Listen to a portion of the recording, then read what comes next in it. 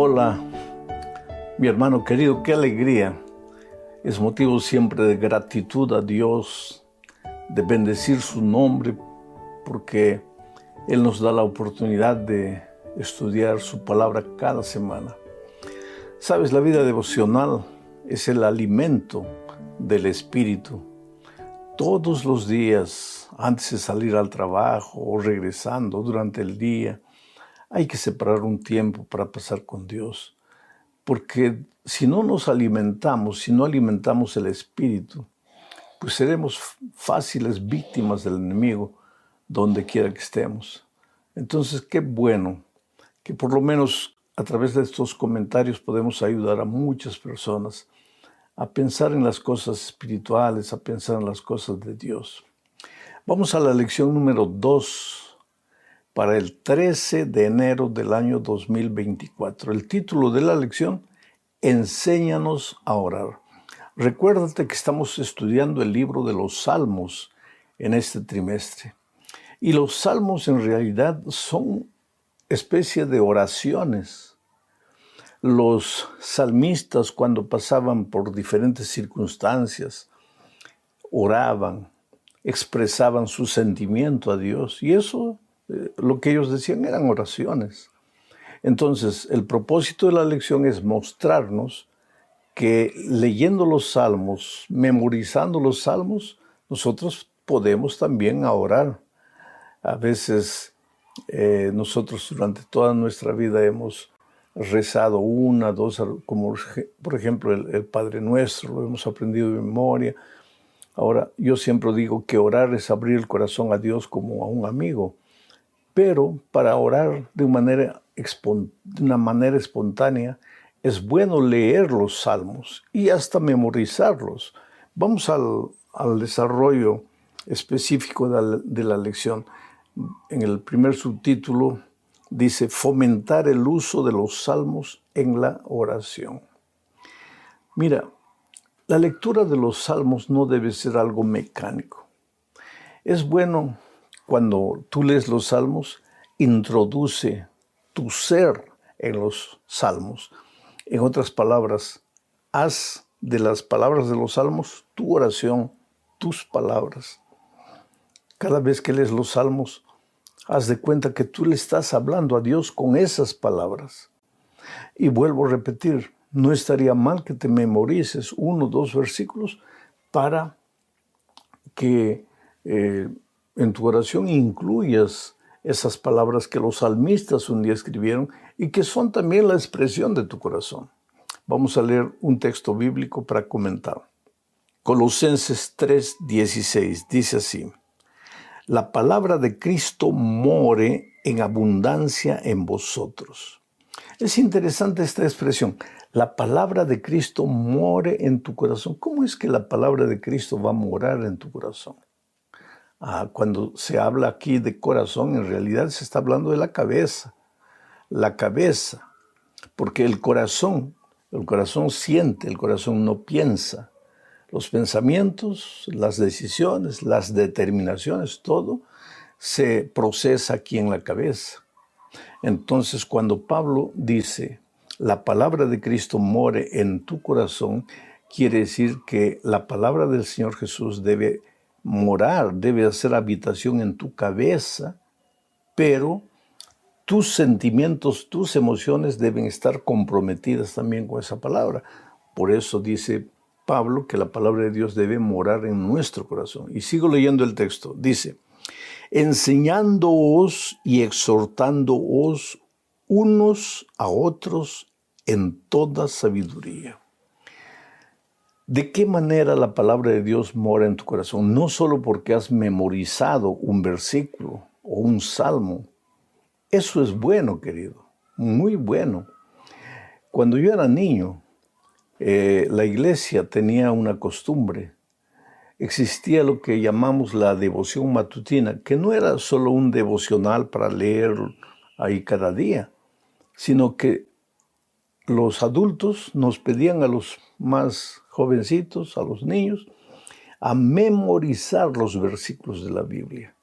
Y el sábado, en el culto de la iglesia, en el culto joven, en la tarde, todos repetíamos los textos bíblicos que habíamos memorizado.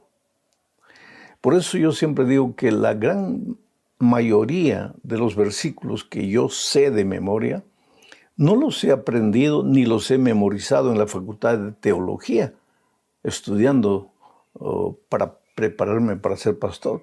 Los he memorizado cuando era niño, y yo siempre digo que yo formaba parte de un grupo muy pequeño, tal vez 8 o 9 adultos y algunos niños, y había una ancianita que nos exigía a los niños a memorizar la Biblia.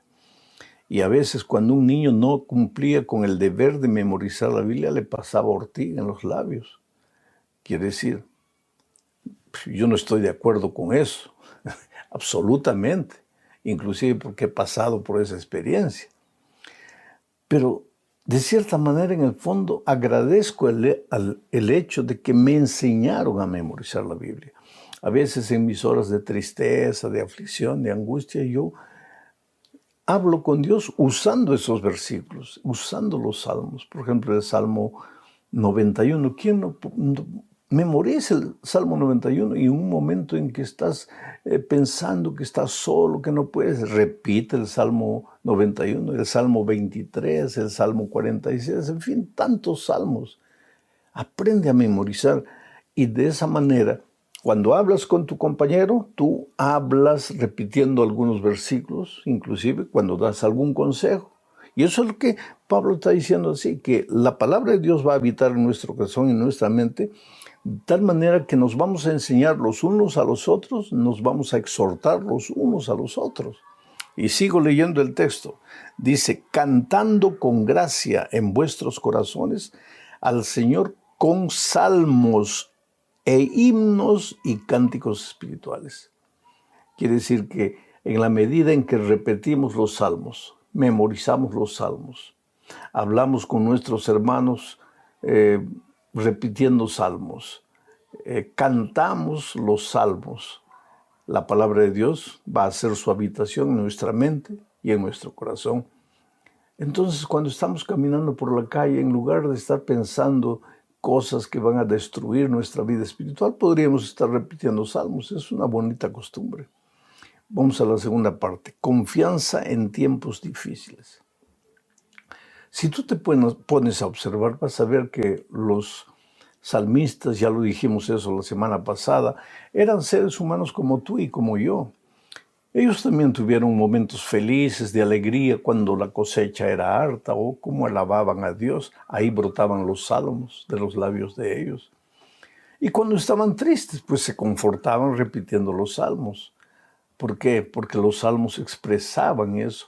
Por ejemplo, voy a leer el Salmo 44, versículos 1 y 2, y vamos a pensar en lo que el salmista en esta ocasión y todos los que repetían este salmo, estaban queriendo decir a Dios. A veces había momentos difíciles, pruebas, y pues la intención o el primer pensamiento que subía a la mente es, bueno, si estoy haciendo todas las cosas bien, si estoy buscando a Dios todos los días, ¿por qué me vienen pruebas difíciles?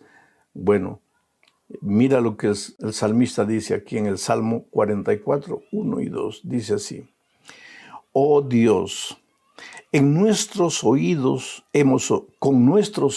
hemos oído, nuestros padres nos han contado la obra que hiciste en tus días, en los tiempos antiguos. Tú con tu mano echaste las naciones y los plantaste a ellos, afligiste a los pueblos y los arrojaste.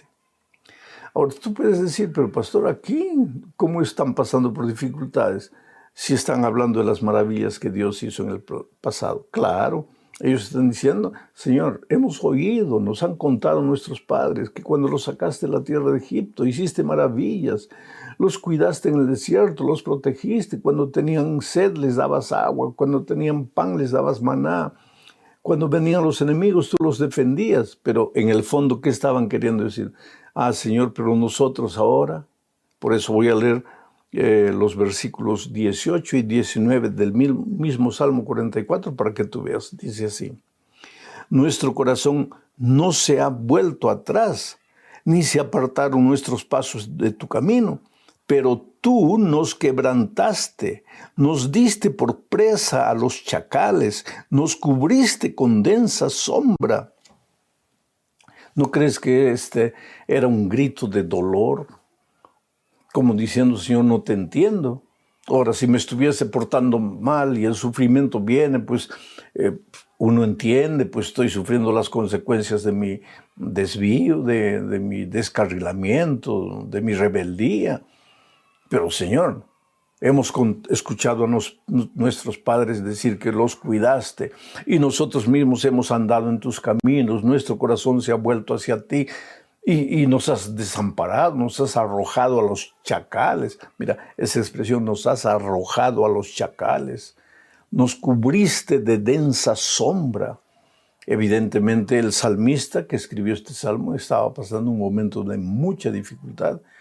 Y los salmistas, y los israelitas, cada vez que pasaban por momentos difíciles, repetían este salmo de memoria. Ahora, si tú en este momento estás viviendo un momento difícil y tú tienes en tu conciencia de que haces lo mejor para servir a Dios, que tú lo amas con todo tu corazón, que tú oras, lo buscas a través del estudio de su palabra, y sin embargo estás pasando por turbulencias terribles, tú puedes repetir para Dios las palabras de este salmista y decirle, mira, Señor, yo no te entiendo. Cuando yo no conocía tu palabra, escuché tantas cosas bonitas en las predicaciones, que tú proteges a tus hijos. Bueno, yo te entregué mi corazón. Desde el día que me entregué he tratado de andar en tus caminos, de servirte. Pero ahora, mira, estoy entregado a los chacales. Mi cabeza está rodeada de sombras. ¿Qué me has hecho? ¿Por qué me has abandonado? ¿Por qué me has dejado? No tengas miedo de decirle a Dios lo que estás sintiendo. Y usa las palabras de los salmistas si quieres hacerlo.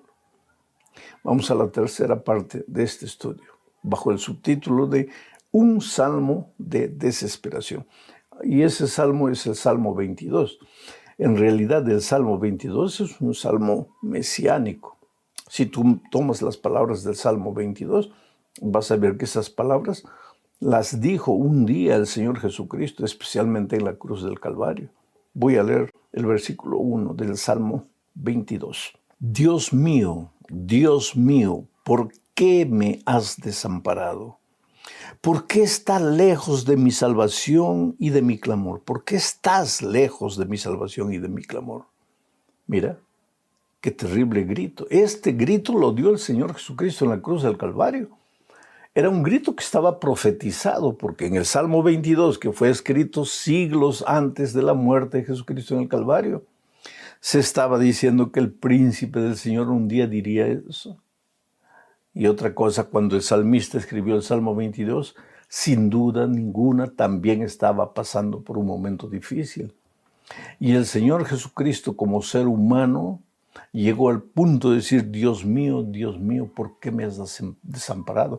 El Padre nunca lo desamparó, solo que en la cruz del Calvario, el Señor Jesucristo cargaba el pecado de toda la humanidad, de todos los tiempos, todos los pecados. El Señor Jesucristo murió por todos los pecados de todos los hombres, de todos los tiempos. Y el pecado era como una sombra negra que impedía al Señor Jesucristo de ver que su Padre estaba a su lado. Y es por eso que Él decía, Dios mío, ¿por qué me has desamparado? Y muchas veces tú y yo también estamos pasando por dificultades tan duras, momentos tan dolorosos.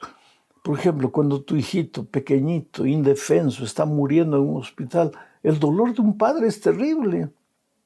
Y puedes imaginar el dolor del padre cuando veía a su hijo agonizando en la cruz y diciendo, Dios mío, ¿por qué me has abandonado? Entonces, nosotros como seres humanos también hay momentos en que nos sentimos solos. Claro que conocemos a Dios, claro que conocemos su palabra, claro que tenemos confianza, pero el dolor es tan duro, tan grande, que llegamos al punto de desconfiar del amor de Dios. El otro día yo encontré una persona que dice que cuando su hijo murió, él maldijo a Dios. Y durante años él vivió atormentado pensando que porque había maldecido a Dios, había cometido el pecado contra el Espíritu Santo. Oh, querido, yo creo que nadie debería maldecir a Dios, pero somos seres humanos y muchas veces en el momento del dolor, de la angustia, que una persona que no está viviendo el dolor del otro no puede entender. Entonces, por favor, cuidado con juzgar al otro. Pero esa persona se arrepintió después. ¿Hay perdón? Claro que hay perdón. El Señor Jesucristo te entiende. ¿Por qué? Porque Él también en el momento del dolor no veía a su Padre por ningún lado, aunque su Padre nunca lo había abandonado. Entonces, si en este momento tú estás pasando por un momento difícil, confía en Dios. Ahora, ¿cómo se puede vencer el dolor? En el Salmo 22, yo acabo de leer el versículo 1 que dice, Dios mío, ¿por qué me has abandonado? Pero en el versículo 22, mira lo que dice. Anunciaré tu nombre a mis hermanos, en medio de la congregación te alabaré. Quiere decir que aún en medio del dolor, tú puedes continuar hablando del amor de Dios. ¿Pero cómo? Si yo no siento que Dios está conmigo, ¿cómo voy a hablar? Habla, canta himnos, canta salmos, agradece a Dios por el dolor, aunque no sientas ganas de hacerlo. Alaba el nombre de Dios, porque esa es la receta para que el dolor vaya desapareciendo de tu corazón. Porque tu corazón está lleno de dolor, pero cuando tú das lugar en tu corazón a la alabanza, mientras la alabanza entra, el dolor sale, el dolor se escapa. Aprende a alabar a Dios, aprende a hablar a los otros del amor de Dios, aunque tú estés viviendo un momento muy difícil. Esa es una buena receta. Vamos a la cuarta parte, hablando de la desesperación que podemos estar pasando y cómo podemos llegar con el amor de Jesucristo a la esperanza. Mira, te digo una cosa, la repetición constante de tu confianza en Dios finalmente ahuyenta la aflicción. La repetición constante de tu confianza en Dios finalmente ahuyenta la aflicción. Entonces, cuando venga el dolor y la aflicción, di, Señor, yo confío en ti. No entiendo lo que pasa, pero yo confío en ti. Estoy sufriendo terriblemente, pero yo confío en ti, porque la repetición constante de tu confianza en Dios ahuyenta finalmente la aflicción. Vamos a leer el Salmo 13, versículos 1 al 6, y voy a ir comentando cada versículo para que tú entiendas cómo la repetición constante de tu confianza en Dios ahuyenta finalmente la aflicción. Leamos. ¿Hasta cuándo, Jehová? ¿Me olvidarás para siempre? Ahí está el dolor, ¿no? ¿Hasta cuándo, Jehová? ¿Me olvidarás para siempre? ¿Hasta cuándo esconderás tu rostro de mí? Mira, la segunda vez que él pregunta, ¿hasta cuándo, Señor? Ahora, el versículo 2, la tercera vez, ¿hasta cuándo pondré consejos en mi alma con tristeza en mi corazón cada día? Y nuevamente se repite por cuarta vez la pregunta, ¿hasta cuándo será enaltecido mi enemigo sobre mí? Es que el salmista no aguanta más el dolor. ¿Hasta cuándo, Señor? ¿Hasta cuándo? ¿Hasta cuándo? ¿Hasta cuándo me vas a hacer vivir lo que estoy viviendo? ¿Hasta cuándo tengo que estar sufriendo? ¿Hasta cuándo voy a estar desempleado? ¿Hasta cuándo no voy a pagar mis deudas? ¿Hasta cuándo mi esposo va a estar en la cama sin poder recuperarse? ¿Hasta cuándo, Señor, este tormento va a durar? No tengas miedo de hablar así con Dios. Pero hay algo que me impresiona aquí en el versículo 2, dice el salmista, ¿hasta cuándo pondré consejos en mi alma? Con tristeza en mi corazón cada día. Quiere decir que a pesar del dolor, él repetía, confirmaba su confianza en Dios, aunque preguntaba, Señor, ¿hasta cuándo voy a estar así? Su confianza en Dios no disminuía y eso finalmente ahuyentó la aflicción de su vida. En el versículo 3, mira lo que el salmista dice. Mira, Señor, responde, oh Jehová, Dios mío, alumbra mis ojos para que no duerma de muerte. Es que a veces los ojos humanos nos llevan a ver solo la muerte, solo el pesimismo, solo la desgracia. Ya estoy perdido, ya no hay salida, ya no tengo fuerzas. Y ahora el salmista en esas circunstancias clama y dice, Señor, por favor, alumbra mis ojos. Abre mis ojos, dame la capacidad de ver que aunque yo con mis ojos físicos no te puedo ver, tú estás a mi lado.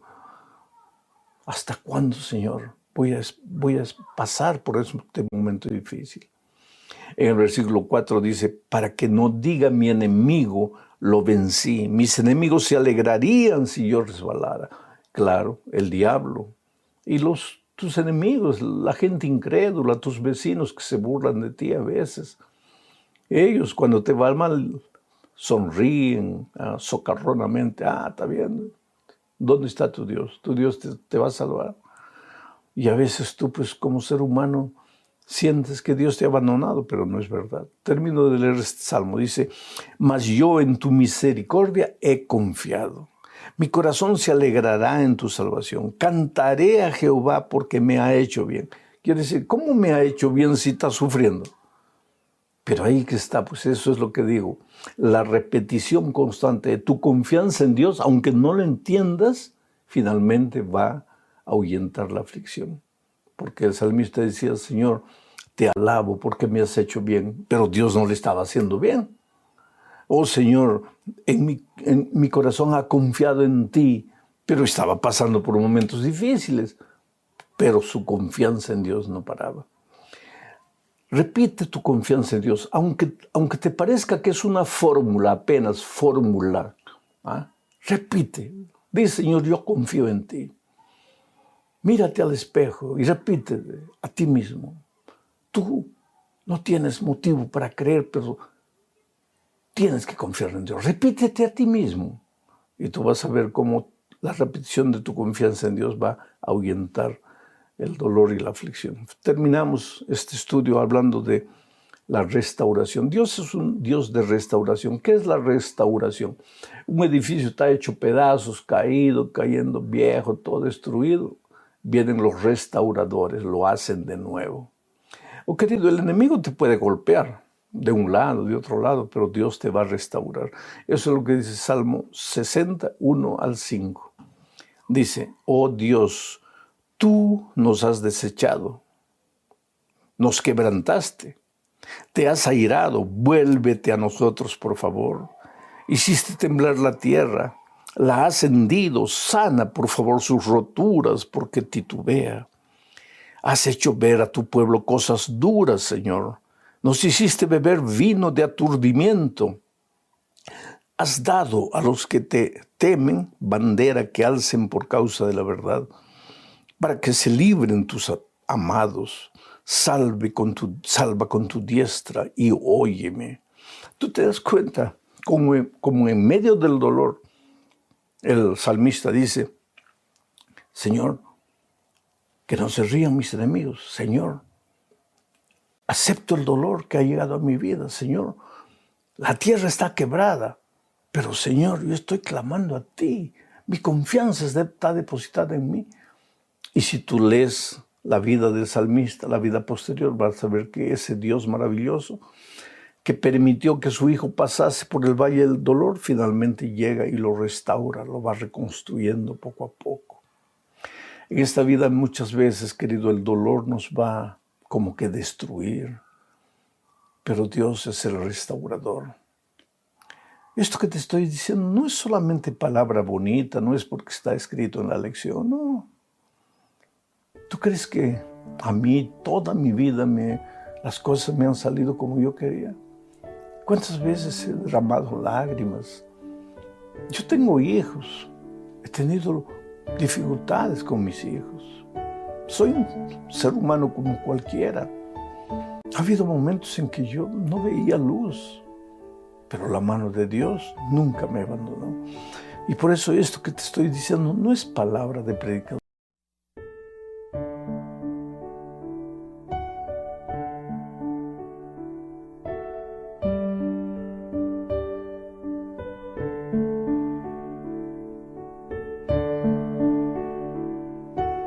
Hola, mi amigo querido, una vez más alabo el nombre de Dios, le agradezco de corazón por tenerte ahí, deseoso de escuchar la palabra de Dios, deseoso de aprender más acerca del Señor Jesucristo.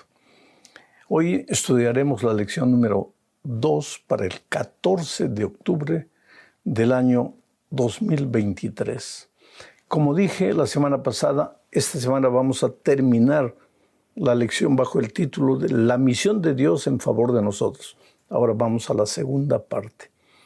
El propósito de la lección de esta semana es mostrar que en el proceso de nuestra salvación están involucrados el Padre, el Hijo y el Espíritu Santo. No estamos solos. La divinidad entera está deseosa, estuvo en la planeación de nuestra salvación y en la ejecución y la realización de nuestro rescate. Empezaremos estudiando el subtítulo de El Dios Trino, el orden de la misión. Mira, la Biblia no menciona la palabra Trinidad, pero habla de un Padre, un Hijo y un Espíritu Santo, tres personas diferentes que forman el único Dios que nosotros que tenemos y en el cual creemos. Yo sé que esto resulta un poco difícil de explicar, porque nuestra mente finita no puede entender la mente de Dios ni la naturaleza divina. Apenas la Biblia define, pero no explica también. ¿Por qué? No valdría la pena explicar, no lo vamos a entender. Es como si tú quisieras explicarle una fórmula de álgebra a tu hijito de 2 años. No lo va a entender. Pero hay una cosa interesante. Mira, voy a leer Lucas capítulo 24, versículo 49. Dice así: He aquí yo enviaré la promesa de mi Padre sobre vosotros. Está hablando Jesús. He aquí yo enviaré la promesa de mi Padre sobre vosotros. Y está mencionando al Padre. Pero quedaos vosotros en la ciudad de Jerusalén hasta que seáis investidos del poder desde lo alto. ¿Qué poder? El poder del Espíritu Santo. O sea, en la realización de la misión de rescate en nuestro favor, estaban presentes el Padre, el Hijo y el Espíritu Santo. Inclusive en Mateo 28, cuando el Señor Jesucristo nos confiere la misión a nosotros, porque así como el Padre lo envió, ahora Jesucristo nos envía a nosotros a cumplir la misión. Él dice que deberíamos predicar el Evangelio, hacer discípulos, bautizando a las personas en el nombre del Padre, del Hijo, del Espíritu Santo. Si tú lees toda la Biblia, vas a ver que en la creación estaba presente la Trinidad. Estaba el Padre, el Hijo y el Espíritu Santo. Como el Padre, Él dijo, sea la luz, en fin. Él creó los cielos y la tierra. Y el Espíritu estaba ordenándolo porque la tierra estaba desordenada y vacía y ahora el Espíritu viene a colocar orden. Y el Hijo, pues la Biblia dice que por la palabra de Dios fueron hechos los cielos y la tierra. Y la palabra, el Logos, era Dios y el Logos era con Dios. Jesucristo estaba presente en la creación. Padre, Hijo y Espíritu Santo. Y en la redención del ser humano también Padre, Hijo y Espíritu Santo. Los tres actúan en nuestro favor.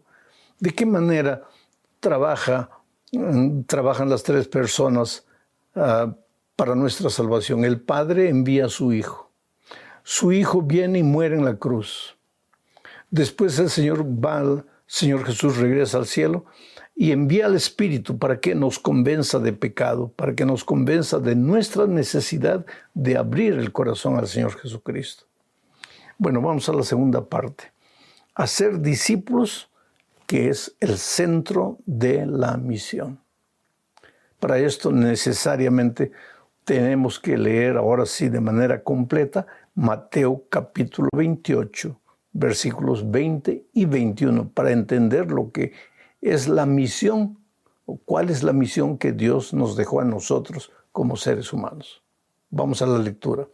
Por tanto, id y haced discípulos a todas las naciones, bautizándolos en el nombre del Padre, del Hijo y del Espíritu Santo, enseñándoles que guarden todas las cosas que os he mandado, y he aquí yo estoy con vosotros todos los días hasta el fin del mundo.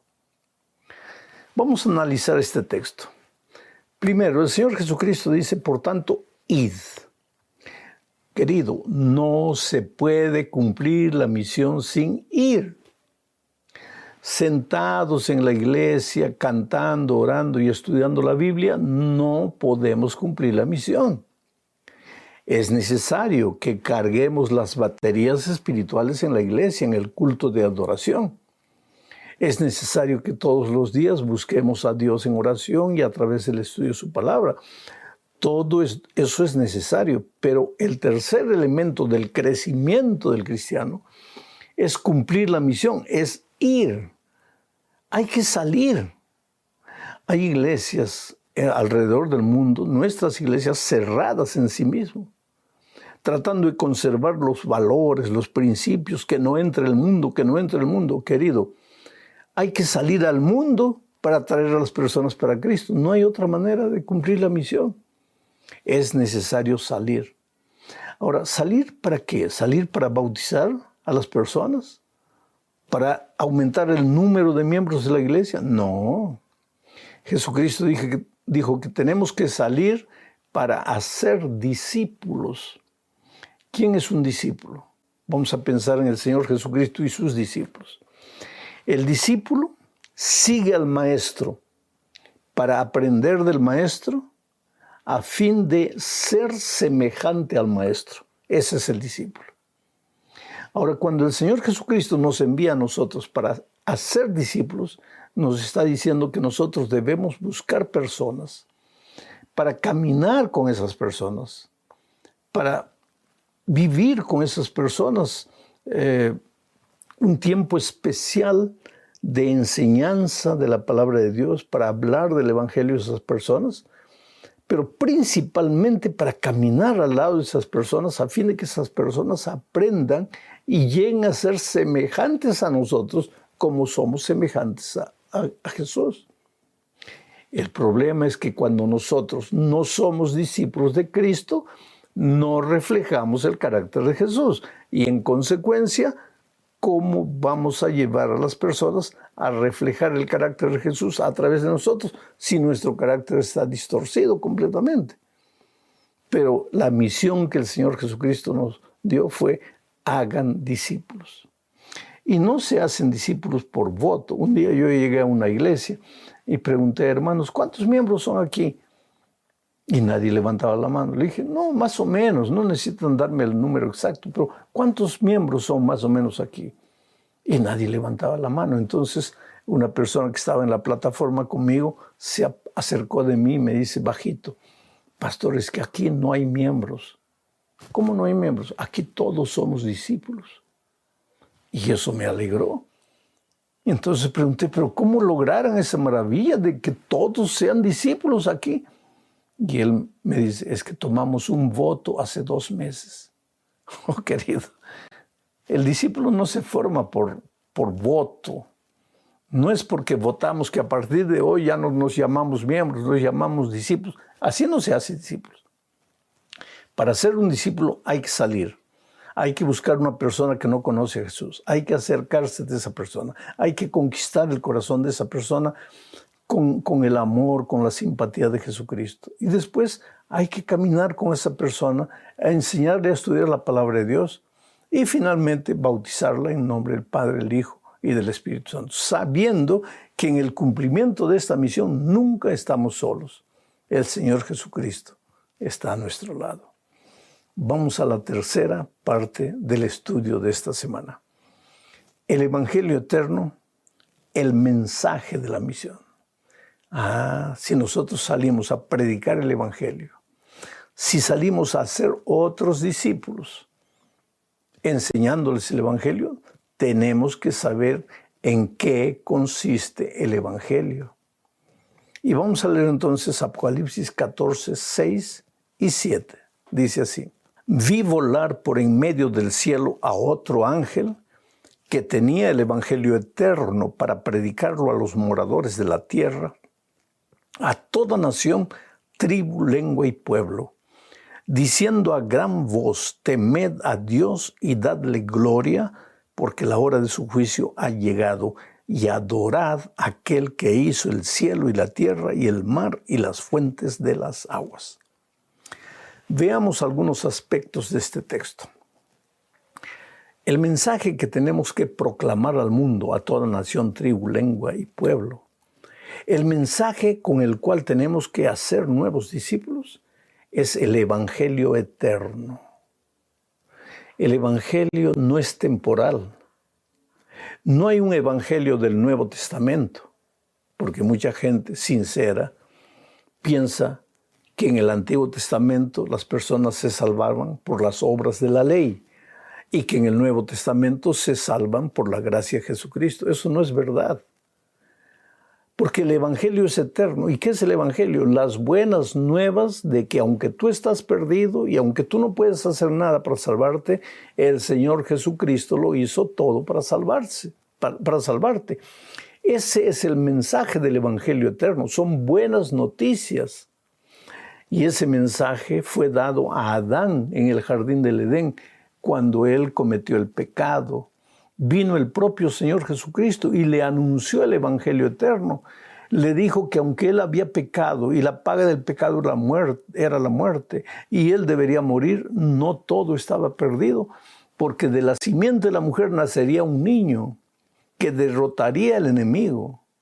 Y en ese momento un cordero fue sacrificado. Con la piel de ese cordero fueron preparadas vestiduras para cubrir la desnudez de Adán y Eva. Y desde aquel día el cordero, un corderito literal, se tornó el símbolo del Cordero de Dios, el Señor Jesucristo, que vendría un día a morir por nosotros en la cruz del Calvario. Allí estaba presente el evangelio eterno en el Antiguo Testamento. Después, cuando el pueblo de Israel todos los días sacrificaba un corderito como parte de su liturgia, ahí estaba el Cordero de Dios. Y después el Señor Jesucristo murió en la cruz del Calvario y el Cordero de Dios fue sacrificado. Y hoy somos salvos por la gracia del Cordero de Dios. Por eso el evangelio es eterno. Pero el texto que acabamos de leer dice que el evangelio eterno tiene que ser predicado en el contexto del juicio. ¿Por qué? Porque de acuerdo con la profecía, el juicio investigador de las naciones ya empezó. En estos momentos nuestro caso está siendo ventilado en las cortes celestiales. Y este evangelio eterno que nosotros tenemos que predicarlo como algo urgente, porque la hora del juicio ha llegado. Y otro tema que tenemos que predicar es la adoración al verdadero Dios. ¿Por qué? Porque vivimos en un tiempo en que el ser humano se adora a sí mismo, adora lo terrenal, lo material.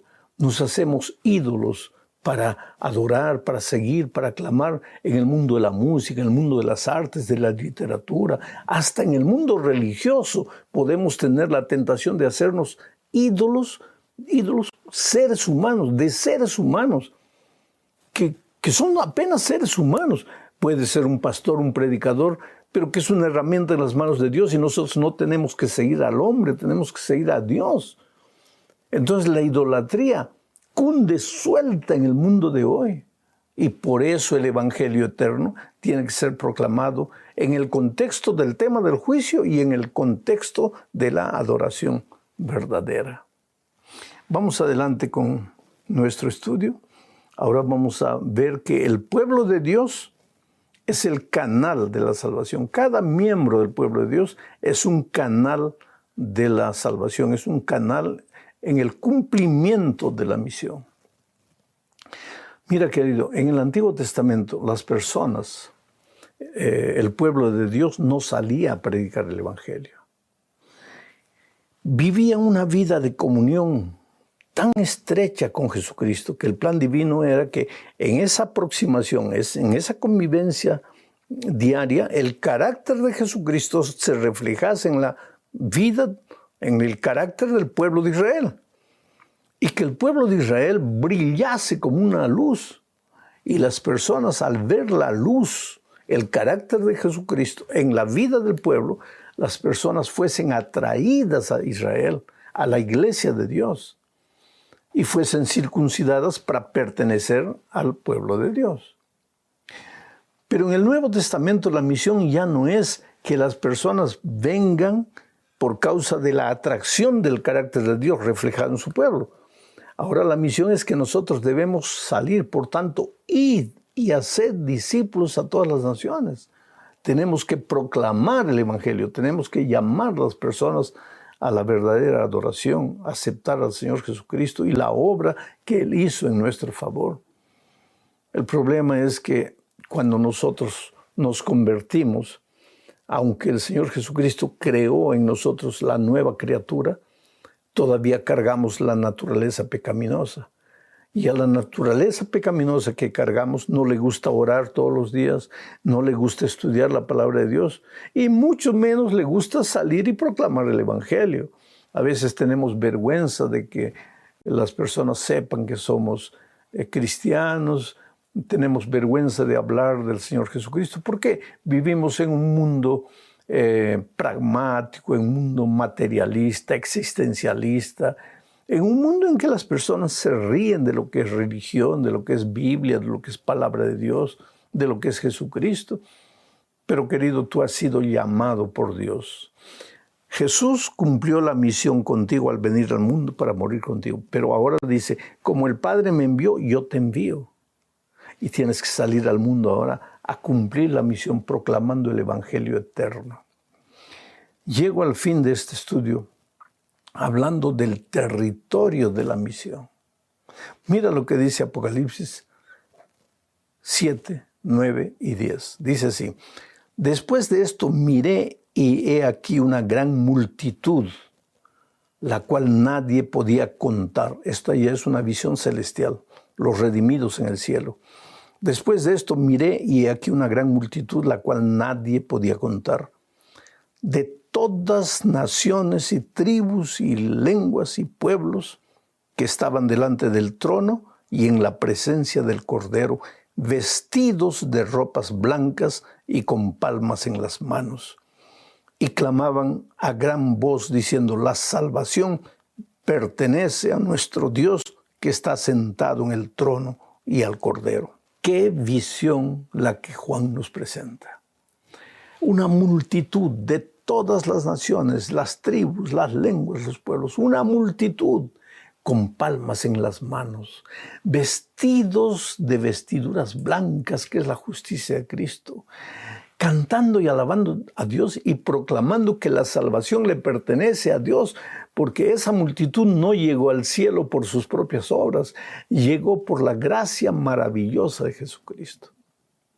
Pero para que en el cielo esté reunida una multitud de toda nación, tribu, lengua y pueblo, es porque el pueblo de Dios aquí en la tierra salió a cumplir la misión, a predicar el Evangelio a toda nación, tribu, lengua y pueblo.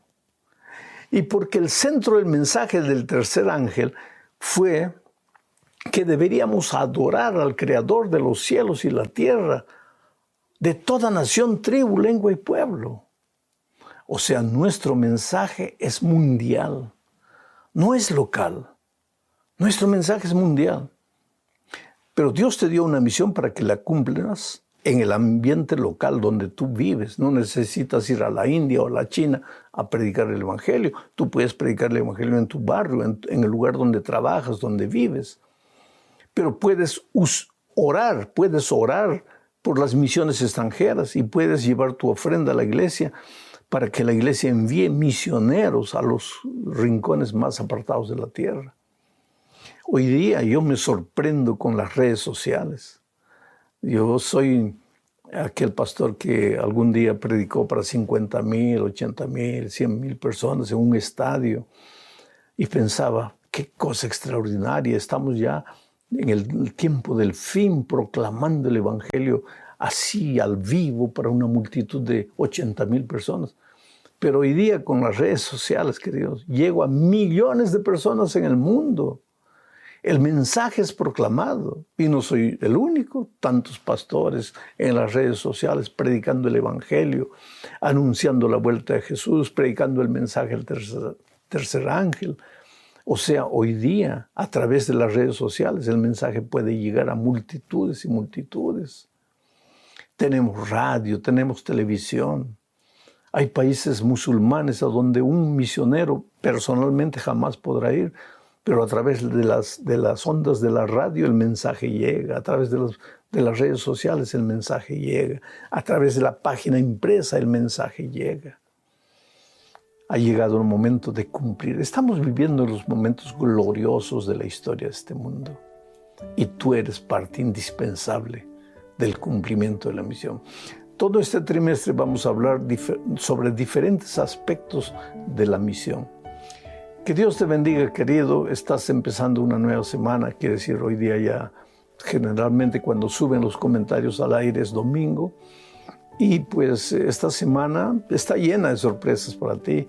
No sé lo que Dios tiene reservado para ti, pero voy a orar para que se abran puertas para ti, para que esta semana veas los milagros de Dios en tu favor. Tu Dios es grande, tu Dios es todopoderoso. Cuando desde el punto de vista humano, para el hombre ya no hay salida, para Dios la oportunidad está viva. Un abrazo, muchas felicidades para ti.